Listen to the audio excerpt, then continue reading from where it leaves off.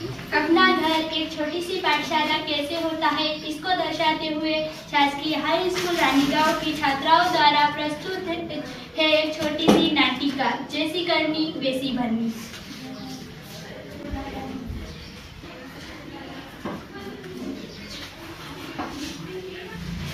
बेटा शिरीष, मेरा चश्मा देखा क्या? यही कहीं होगा, ढूंढ लो। मेरे को चश्मा नहीं मिल रहा है बेटा, तू ही ढूंढ के दे देना। क्यों सुबह सुबह परेशान कर दो ना, ढूंढ लो ना, यहीं कहीं रखा होगा। चश्मा कहाँ गया होगा, दिखाई नहीं दे रहा। अभी यहीं तो रखा था, कहाँ गया? बेटा, पापा अपने नाक में दम करके रख दिया, बोला ना मैंने, ढूंढ लो, यहीं कहीं रखा होगा। रोहन की मम्मी, जरा पापा को चश्मा ढूंढ के देना। पापा जी का तो रोज का ड्रामा, एक दिन का थोड़ी ना है, संभाल के तो रखते ही नहीं है और सबको परेशान करते रहते हैं। कहाँ रखती हो चश्मा? पापा आप सचमुच अंधे हो गए हो, ये सामने तो रखा है चश्मा आपका।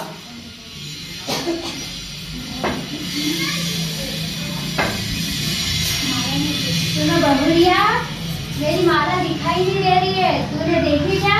जरा ढूंढ के दे दे।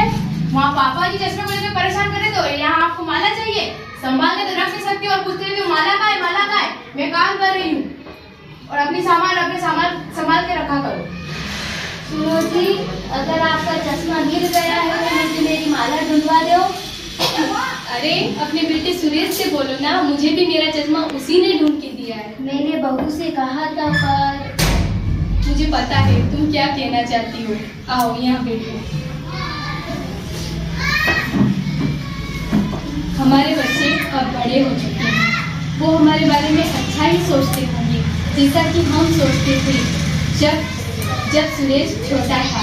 तुम्हें याद है हम उसे एक बार घूमने के लिए बाहर ले गए थे और अचानक सुरेश गिर गया था, तो हमें कितनी फिक्र हुई थी। हमेशा लगता था जैसे कहीं उसे चोट तो नहीं लगी होगी, कहीं उसे दर्द तो नहीं होता होगा। मुझे सब याद है, पर फिर भी आपको नहीं लगता वो बदल गया है, उसका व्यवहार पहले जैसा नहीं रहा है? तुम कुछ ज्यादा ही सोच रही हो। उसके ऊपर घर की जिम्मेदारियां हैं, ऑफिस का टेंशन है, पत्नी और बच्चों का टेंशन है, इसलिए वो थोड़ा चिढ़ जाता है।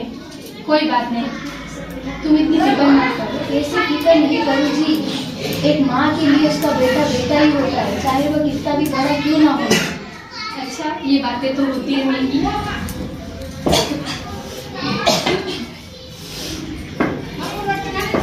ये लो तुम्हारी माला।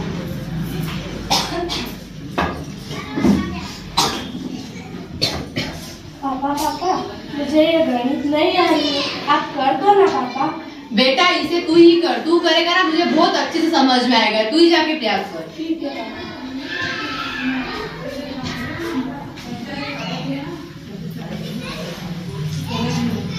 ये पापा जवाब मिल गया, ये पापा जवाब मिल गया। पापा बेटा तुझे लगी तो नहीं? ठीक है ना?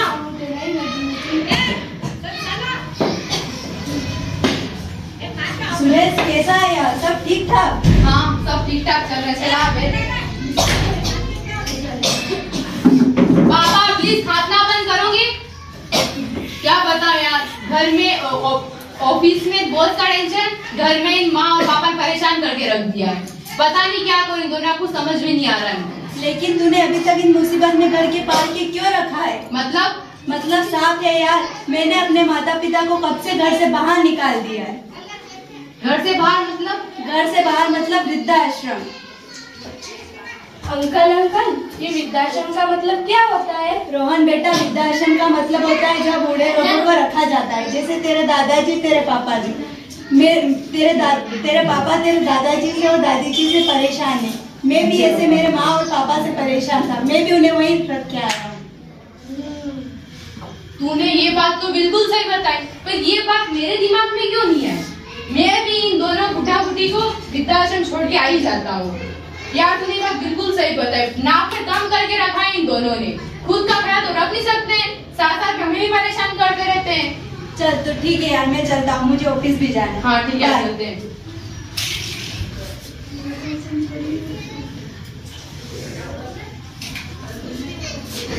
एक साल बाद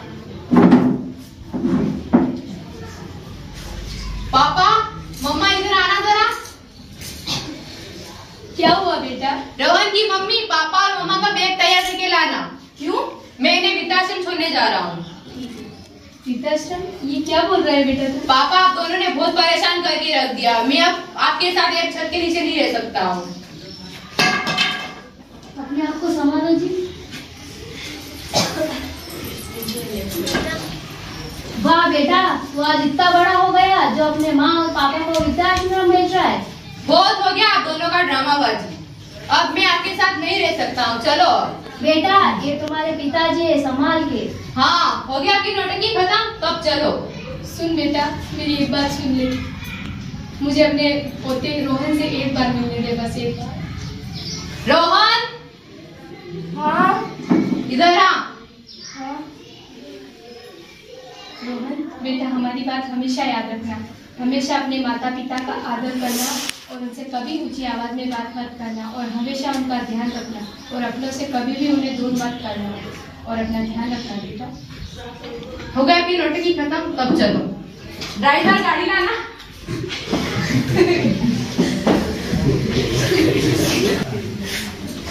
आज कितने सुकून लग रहा है घर के अंदर, कितनी शांति बनी हुई है। दोनों बुड्ढा बुड्ढी को छोड़ के आ गया, अब तो बहुत अच्छा लग रहा है घर के अंदर। हाँ, अब बैठे क्या हो, ऑफिस का टाइम हो गया है। वो हाँ, मुझे तैयार है, जाना है। बेटा रोहन। हाँ स्कूल का टाइम हो गया है, टिफिन से तैयार हो जाओ फटाफट। रोहन की मम्मी, मेरा चश्मा नहीं मिल रहा है, जरा ढूंढ के देना दो। अरे वहीं कहीं रखा होगा, देख लिया ना आप। रोहन, पापा का चश्मा ढूंढ के दो।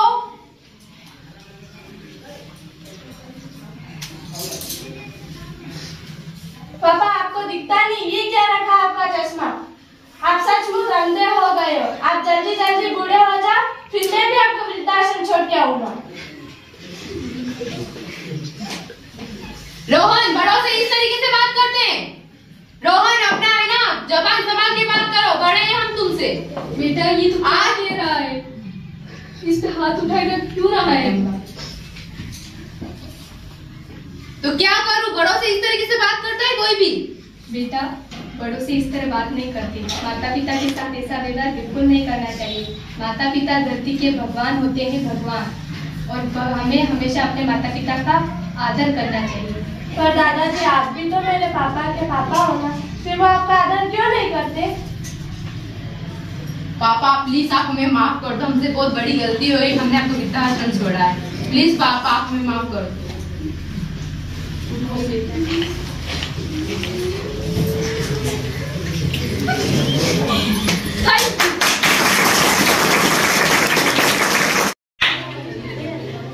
इस नाटक से हमें यह शिक्षा मिलती है कि आपके बच्चे जो देखते हैं, जो सुनते हैं, वही सीखते हैं। हर बच्चे का पहला स्कूल उसका घर होता है, उसका घर होता है और माता पिता पहले शिक्षक होते हैं। हमें हमेशा अपने माता पिता का आदर करना चाहिए।